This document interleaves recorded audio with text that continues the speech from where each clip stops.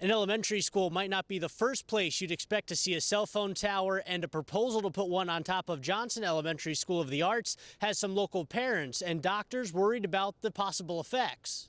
We're putting this tower on a school where there are 4-year-olds there for preschool. I personally feel that it would be the best thing for it to not go on the school. The concern for Dr. Collins is that cell phone technology is so new and constantly changing that we don't know the long-term effects 30 to 40 years down the road.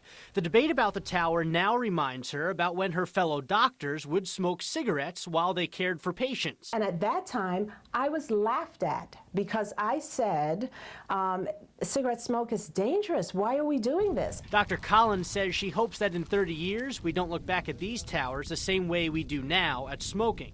For parents, their children's health hangs in the balance, and none of the studies have followed subjects long enough to determine if there are any long-term negative effects. There's really nothing out there to tell us whether it is or whether it isn't, and that for me is the stopping point when you can't tell me yes or no. Residents who live near Wilson and Roosevelt middle schools, where there are already similar towers, aren't so worried.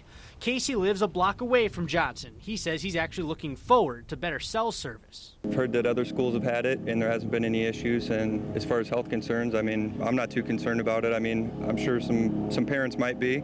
The district held an information meeting last Tuesday to field some questions from those parents. They'll decide if they'll move ahead with the project at their regularly scheduled meeting on Monday. Covering the corridor in Cedar Rapids, Kevin Barry, CBS 2 News.